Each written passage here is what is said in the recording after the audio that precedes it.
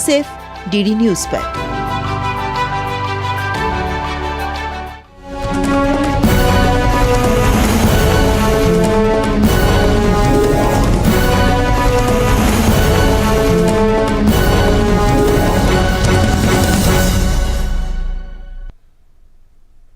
नमस्कार, स्वागत है आप सभी का। आज का एजेंडा देख रहे हैं आप और मैं हूं आपके साथ कृतिका। आज के एजेंडे में हम बात करेंगे प्रमुख खबरों की, जिसमें सबसे पहली खबर और बड़ी खबर रहेगी आज संसद को लेकर के। जहां लोकसभा की अगर बात करें तो लोकसभा में आज अविश्वास प्रस्ताव पर चर्चा होगी, उस पर विस्तार से बात करेंगे। लेकिन साथ ही अगर राज्यसभा की बात करें तो कई सारे ऐसे बिल हैं जो आज वहां पर सूचीबद्ध हैं और ऐसे में कौन कौन से वो अहम बिल हैं, खास बिल हैं, उन पर भी बात करेंगे। साथ ही बात होगी आज ज्ञानवापी परिसर को लेकर, जहां पर एएसआई का सर्वे जो है वो लगातार जारी है। एएसआई हर रोज वहां पर पहुंच रही है और अपना सर्वे कर रही है। आज 5वां दिन है इस सर्वे का, तो इसी पर करेंगे विस्तार से चर्चा। लेकिन सबसे पहले नजर डालते हैं हेडलाइंस पर।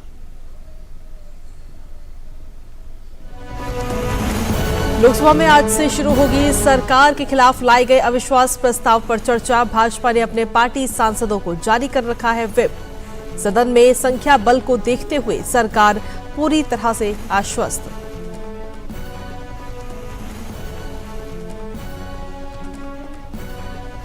राज्यसभा में आज अहम विधायी कार्य सूचीबद्ध। सदन में आज अंतर सेना संगठन विधेयक 2023, भारतीय प्रबंध संस्थान संशोधन विधेयक 2023 समेत कई अहम बिलों पर होगी चर्चा।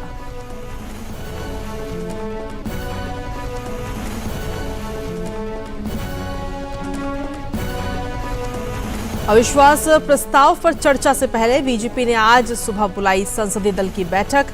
प्रधानमंत्री नरेंद्र मोदी, गृह मंत्री अमित शाह और भाजपा अध्यक्ष समेत सभी सांसदों और मंत्री होंगे शामिल। आलाकमान की तरफ से सांसदों को दिए जा सकते हैं कुछ अहम निर्देश।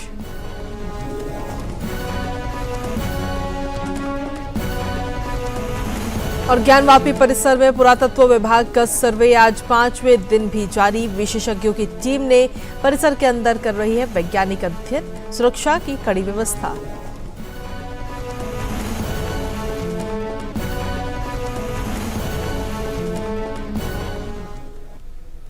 और हेडलाइंस के बाद चलिए अब खबरों में विस्तार से बात करेंगे और अहम खबरों का रुख करते हैं। केंद्र सरकार के खिलाफ लाए गए विपक्ष के अविश्वास प्रस्ताव पर आज से लोकसभा में चर्चा शुरू होगी, जहां कांग्रेस सांसद गौरव गोगोई ने यह अविश्वास प्रस्ताव दिया है।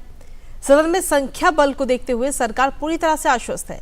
और दिलचस्प बात यह है कि बहुत से दल ऐसे हैं जो एनडीए का हिस्सा नहीं होते हुए भी अविश्वास प्रस्ताव के समर्थन में नहीं खड़े हैं। अविश्वास प्रस्ताव से जुड़े नियम, कानून और सरकार समेत तमाम विपक्षी दलों की पूरी स्थिति क्या है, आइए एक रिपोर्ट के जरिए आपको समझाते हैं।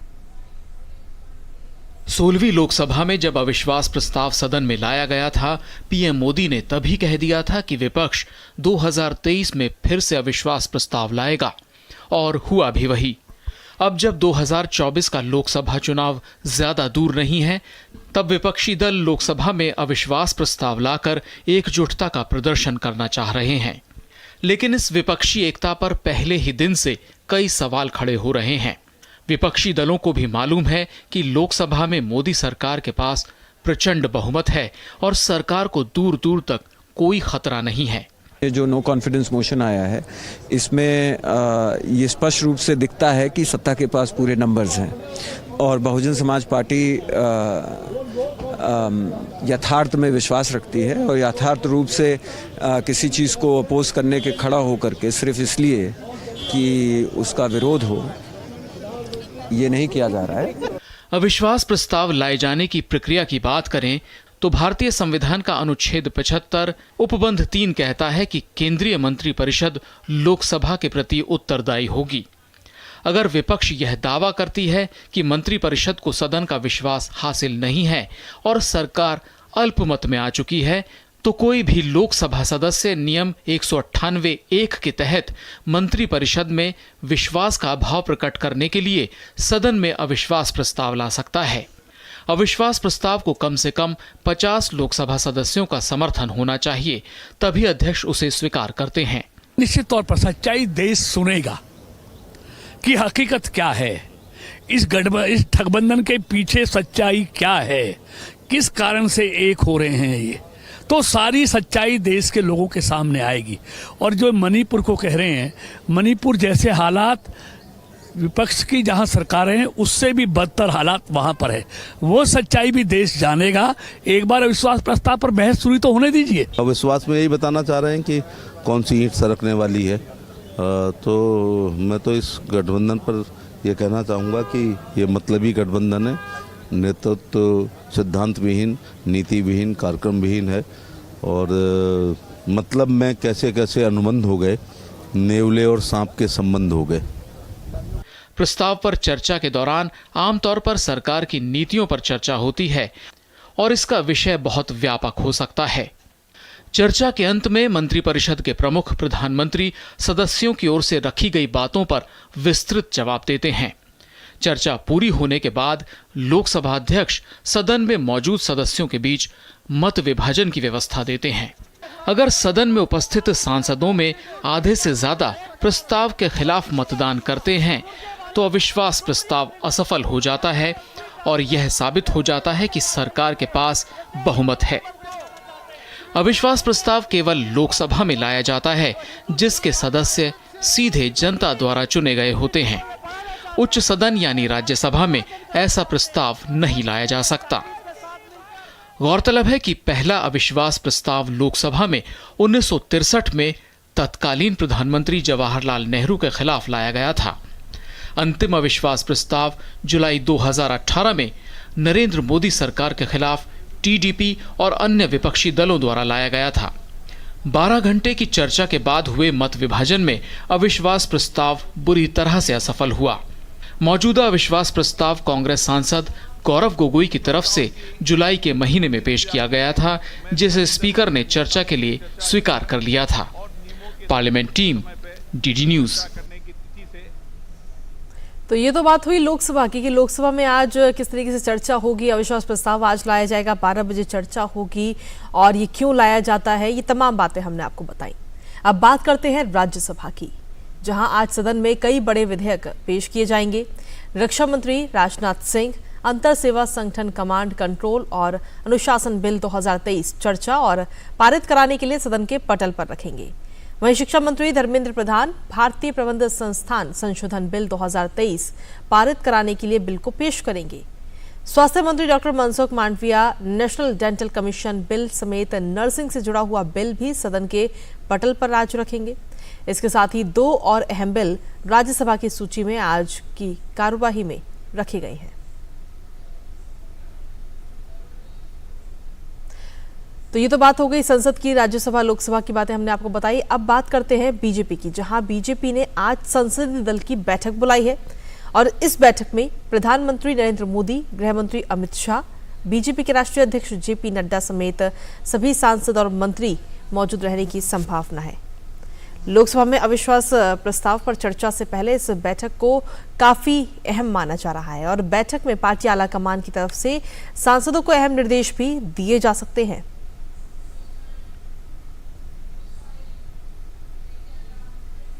पीएम मोदी का एनडीए सांसदों से मिलने का भी क्रम लगातार जारी है, जहां आज प्रधानमंत्री नरेंद्र मोदी शाम को राजस्थान के सांसदों के साथ बैठक करेंगे और उसके बाद महाराष्ट्र और गोवा में एनडीए सांसदों के साथ उनकी बैठक होगी।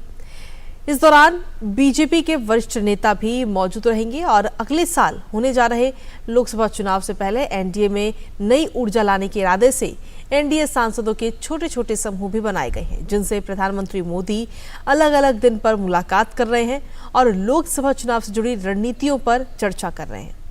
पीएम का फोकस इसी बात पर है कि केंद्र सरकार की योजनाओं को आम लोगों तक जल्द से जल्द पहुंचाया जाए।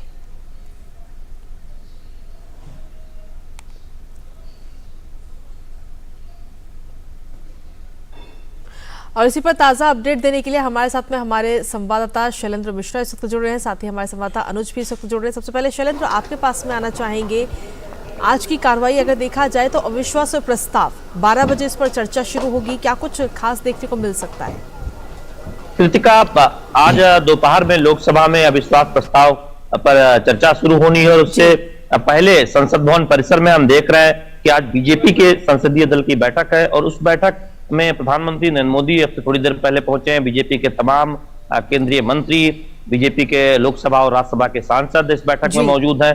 इस बैठक में जो बाकी बचे दिन हैं, हम जानते हैं कि 8, 9, 10 ये बहुत महत्वपूर्ण है। हमने लोकसभा में देखा है कि बीजेपी ने व्हिप भी जारी किया है। 10 को प्रधानमंत्री नरेंद्र मोदी अविश्वास प्रस्ताव पर चर्चा का जवाब भी देंगे। तो ऐसे में भारतीय जनता पार्टी ने व्हिप जारी किया है लोकसभा के अपने सांसदों के लिए इस पूरे 11 तारीख के लिए कि वो सदन में मौजूद रहें।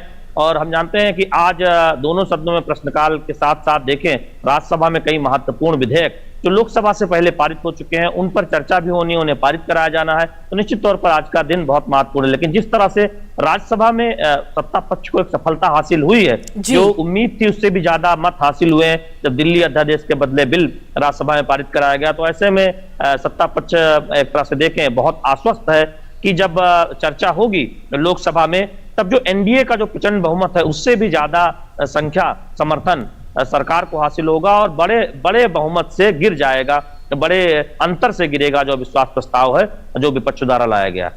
जी ठीक है शैलेंद्र, आपके पास में वापस आते हैं। हमारे संवाददाता अनुज भी इस वक्त न्यूज रूम से लगातार हमारे साथ बने हुए हैं। अनुज, अगर देखा जाए तो कई सारे आज अहम बिल है जो राज्यसभा में आज पटल पर रखे जाएंगे पास होने के लिए, तो ऐसे में कौन कौन से अहम वो बिल रहेंगे? क्योंकि कल का तो हमने देखा कि किस तरीके से वहां पर वोटिंग हुई है और 102 और साथ ही 131 वोट पड़े हैं पक्ष में, 102 वोट पड़े हैं विपक्ष में। तो ऐसे में आज क्या कुछ खास राज्यसभा में रहने वाला है अनुज?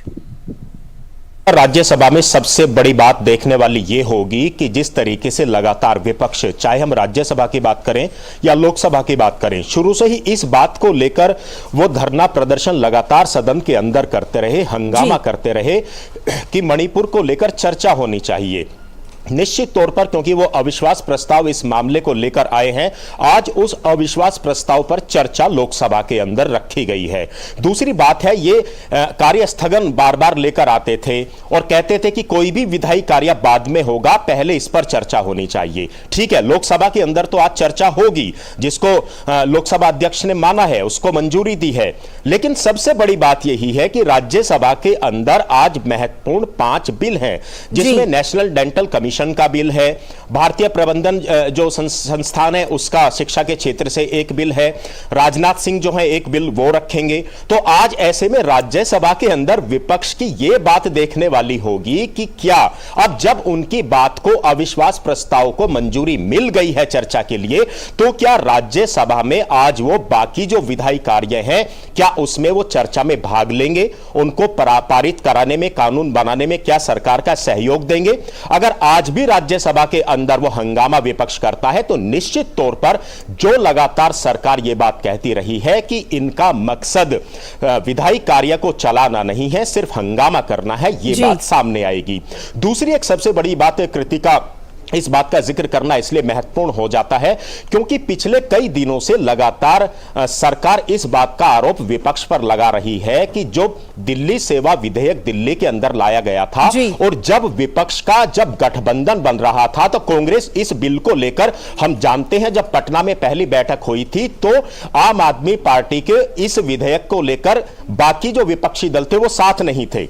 लेकिन बाद में जब लगातार ये गठबंधन का सिलसिला आगे चलता रहा और बेंगलोर में बैठक हुई तो कांग्रेस को इस पर सहमति देनी पड़ी। और यही बात है कि सरकार इस बात को कह रही है कि क्या सिर्फ गठबंधन की एकता दिखाने के लिए ही इस तरह के बिलों पर कांग्रेस और बाकी विपक्षी दल एक साथ आ रहे हैं? क्या ये इनकी मजबूरी है? क्या इनका ये गठबंधन आगे भी चलेगा?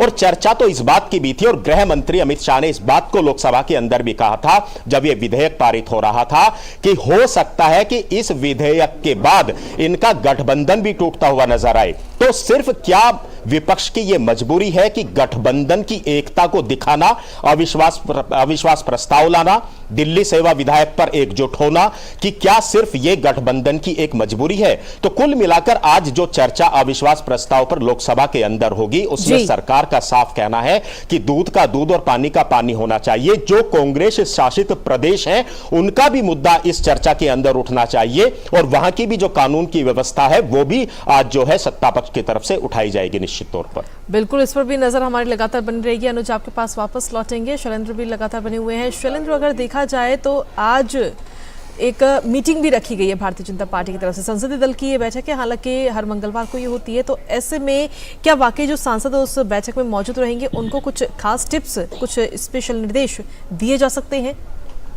ये देखिए कृतिका, दो मुद्दों की वजह से आज की जो बीजेपी की संसदीय दल की बैठक हो रही है वो बहुत महत्वपूर्ण है। प्रधानमंत्री नरेंद्र मोदी इस बैठक में है, संसदीय कार्य मंत्री प्रहलाद जोशी हैं, तमाम केंद्रीय मंत्री हैं, विदेश मंत्री एस जयशंकर हैं। इसके साथ ही साथ हम देख रहे हैं कि बीजेपी के राज्यसभा और लोकसभा के सांसद मौजूद हैं। केंद्रीय मंत्री अनुराग ठाकुर बैठक में पहले ही पहुंच गए थे। इसके साथ ही साथ बीजेपी के सभी जो सांसद हैं वो इस बैठक में मौजूद रहते हैं।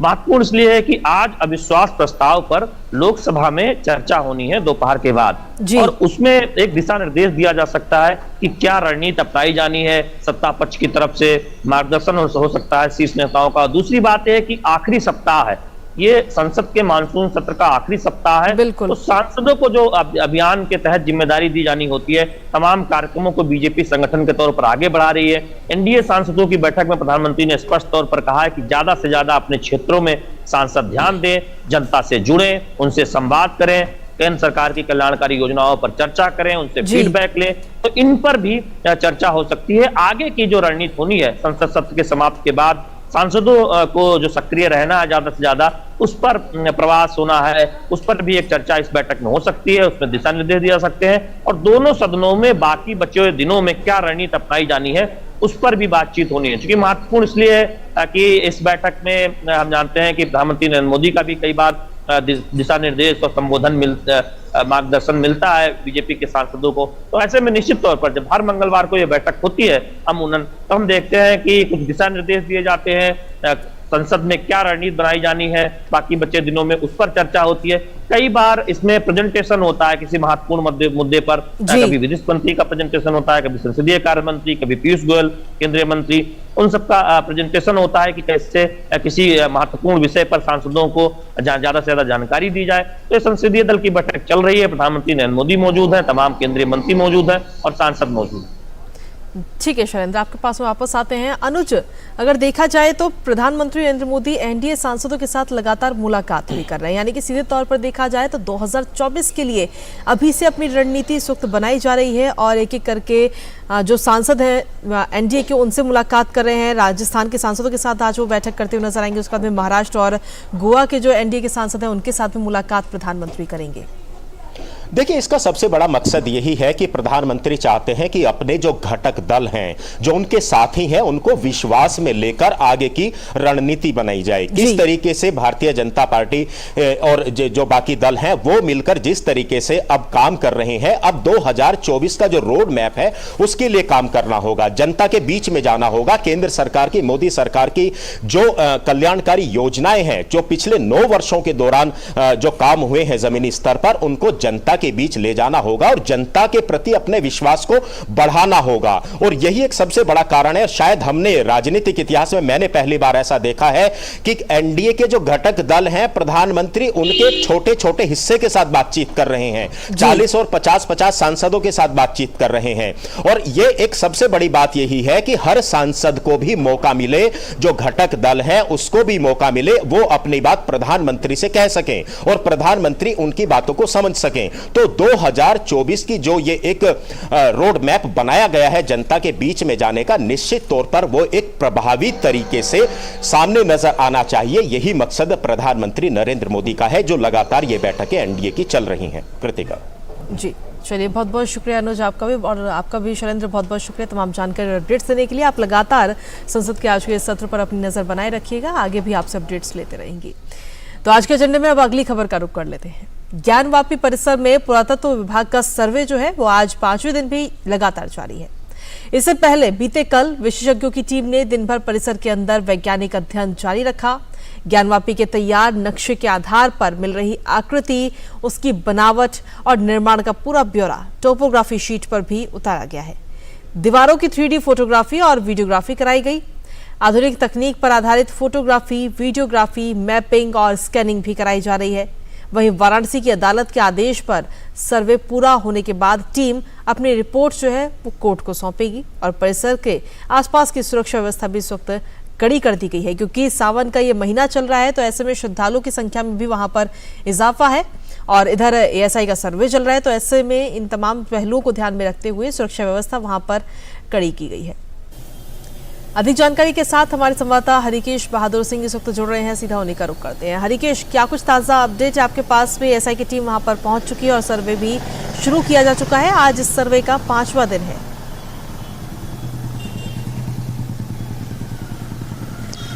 कृतिका, सर्वे की बात करने से पहले एक पहलू और है जिसका जिक्र करना जरूरी है जी। क्योंकि ये जो महिलाएं जिन्होंने श्रृंगार गौरी की पूजा के लिए आवेदन किया, दाखिल किया जिला अदालत में, और उसी के बाद ये चीज़ें धीरे धीरे करके निकल, पहले एडवोकेट कमिश्नर का सर्वे हुआ, फिर एएसआई का सर्वे हो रहा है।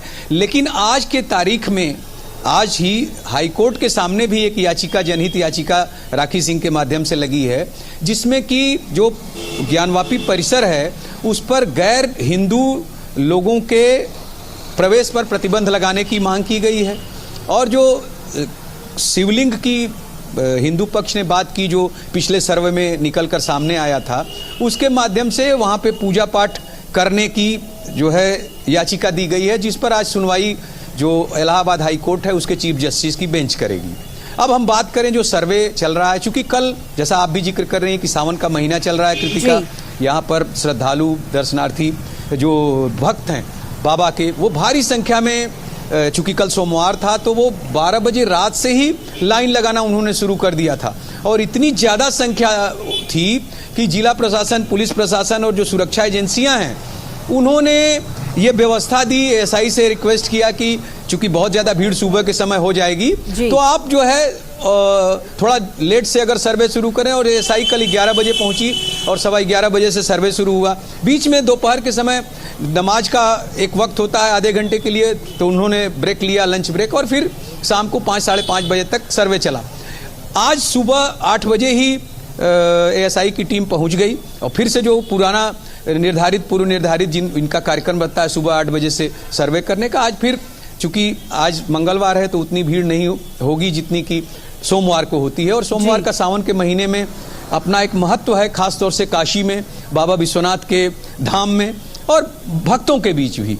इसके अलावा कृतिका, मैं आपको बताऊं कि प्रशासन, चूंकि जो दोनों पक्ष हैं, ये जो सर्वे चल रहा है, बाहर निकलने के बाद या इस तरह की खबरें कि आकृति निकली, मूर्तियां निकली या एएसआई के, तो इससे जो एक तरह से माहौल में दिक्कत आ रही थी, उसको देखते हुए पुलिस प्रशासन ने और जिला प्रशासन ने एक व्यवस्था दी है कि अब जो मीडिया के लोग हैं उनको भी लगभग जो गेट नंबर 4 है वहाँ से चौक की थाने के पास सीमित कर दिया है, और दूसरी तरफ जो गोदौलिया की तरफ से रास्ता आता है वो भी कन्हैया चित्र मंदिर, एक सिनेमा हॉल हुआ करता था, उसके पास तक सीमित कर दिया है।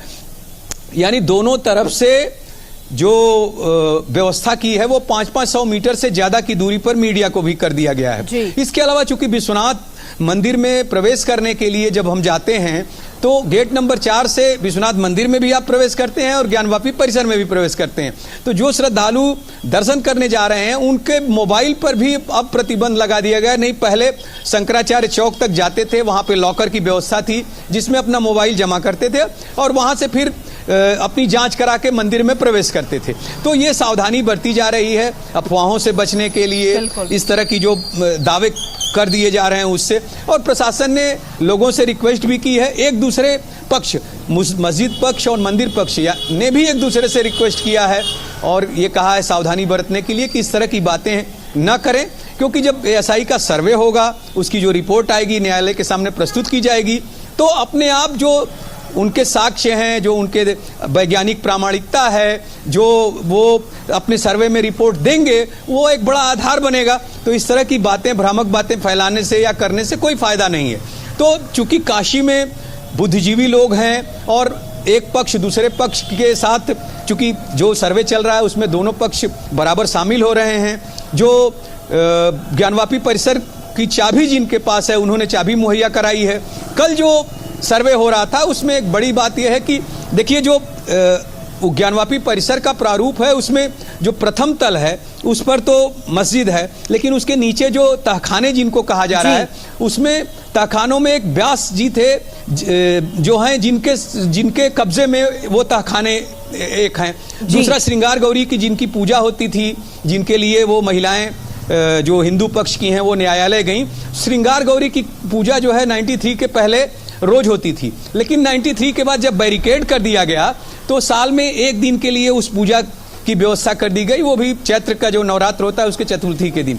तो ये जो पूरा मामला है वो इसी जो श्रृंगार गौरी के पूजा के बाद ही खुलकर सामने आया। तो जो कल एएसआई की टीम ने जो तहखाना है, उत्तरी तहखाना है, उसके अंदर प्रवेश किया, लेकिन इतना ज़्यादा मलबा भरा हुआ था कि उसको फिर हटा के दूसरी तरफ, तो उसमें जो आकृतियाँ, मूर्तियाँ या जो भी मिला उसको साफ सफाई करके उसका मेजरमेंट किया, उसको फोटोग्राफी की, वीडियो बनाई। गुंबद जो हैं, जो तीनों गुंबद हैं, उनका भी अध्ययन किया, उसका भी फोटोग्राफी किया, उसका मेजरमेंट किया, और टोपोग्राफी के माध्यम से, जैसा कि आप भी जिक्र कर रही थी, उसके माध्यम से भी कुछ गुंबदों और जो गुंबद के नीचे ठीक दीवार हैं, दोनों के आयु के बारे में, उनकी प्रकृति के बारे में, उनके शैली के बारे में ये एएसआई जो है इस तरह के अध्ययन करता है। और वो गुंबदों पर कल फोकस्ड रहा। 5 जो अलग अलग टीम बना के जो ज्ञानवापी परिसर है उसमें एएसआई काम कर रहा है। लगभग 52-53 की संख्या में टीम मेंबर्स हैं, और वो अलग अलग क्षेत्र में उन लोगों ने जो मैपिंग की है कि किस तरह से हमें किस जगह पे काम करना है अपनी टीम के साथ। और अब जो हम लोगों को पता चल रहा है कि जीपीआर का प्रयोग कल करेंगे, जो भूमि के अंदर 10 मीटर के अंदर तक की जो भी चीजें हैं, चाहे वो मूर्तियां हो, धातु हो, या इस तरह की कोई कलाकृति भी उसके अंदर हो, तो उसके आकार के बारे में, उसके प्रकार के बारे में, उसके आयु के बारे में जीपीआर का जो आधुनिकतम तकनीकी है उसका प्रयोग करके वो जानकारी लेंगे। और जो आईआईटी कानपुर है वो इसमें उनकी मदद करेगा। तो ये कल से हम लोग उम्मीद कर रहे हैं, या ऐसी मतलब जो जानकारी हम लोग को मिली है कि कल से जीपीआर का भी प्रयोग करेंगे, और ज़्यादा आधुनिक तरीके से जो सर्वे वो कर सकते हैं, जो करना चाहते हैं, साक्ष्य जुटाना चाहते हैं, जो आधार बनाना चाहते हैं, वो एएसआई टीम जो है इस सर्वे को करके, और निरंतर, जैसा कि आज 5वां दिन है, तो निरंतर प्रगति हो रही है।